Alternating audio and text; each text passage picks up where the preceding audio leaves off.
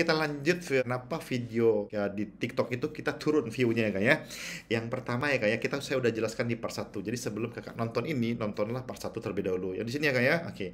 Nah gini kak, sebenarnya kak konten storytelling itu penting banget ada di sebuah di TikTok karena konten storytelling itu menahan orang untuk berlama-lama di konten kakak gitu sebenarnya.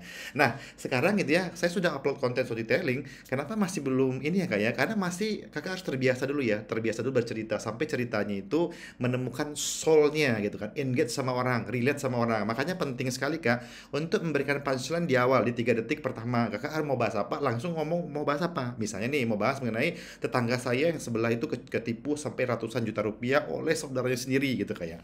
Berarti kakak kasih tahu itu ke orang-orang bahwa ini ya akan yang saya ceritakan. Tapi orang masih penasaran dengan kronologisnya seperti itu. Kok sebodoh itu gitu kan ya. Nah itu ya kak ya. Jadi 3 detik pertama harus mengattract orang dan itu berupa punchline kak, supaya orang bertahan selama 6 detik pertama, 10 detik kedua berikutnya sampai 20 detik berikutnya kak. Yang paling bagus bikin begitu ya kak ya adalah Hanidara. Kakak cek aja di TikTok Hanidara ya, itu keren sekali lah kak ya. Dia bercerita seperti itu kak. Nah, kemudian kak, kalau kakak jualan produk, itu seharusnya kakak bilang begini nih, gitu. Ini adalah ya alat yang paling penting Anda lakukan ketika Anda mau live di TikTok, gitu kayak. Dan kalau Anda masih punya duit 300 ribuan, jangan beli yang lain dulu, beli ini dulu kak. Nah, jadi orang penasaran kan, alat seperti apa ini, gitu kan kayak. Nah, kakak jelasin lah, bahwa sebenarnya sekarang tuh susah banget ya, gitu kan.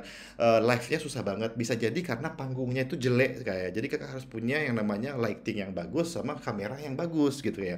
Kalau misalnya kameranya kita kamera yang pakai Android kak, itu sebaiknya kamera belakang gitu ya. Cuman karena itu repot sekali kita ngeliat komennya, jadi kita harus pakai beli iPad lah, iPad mini 6 karena bisa pakai fitur center stage. Jadi sangat menarik kalau misalnya orang nonton ya, karena ketika wajah kita bergerak ke kiri dan bergerak ke kanan, itu dia akan ikutin kak. Dan itu menarik sekali dan itu akan menimbulkan pertanyaan sama orang kak ya. Orang akan bertanya, ini kakak pakai apa kok indah sekali gitu kayaknya. Jadi gitu ya, kakak kasih painfulnya dan kakak kasih solusi sekalian. Jadi bahas masalahnya kak, habis itu bahas kemudian kasih solusinya kak. Dan kemungkinan kak ya, orang pasti akan lebih banyak membeli daripada musik dan tag.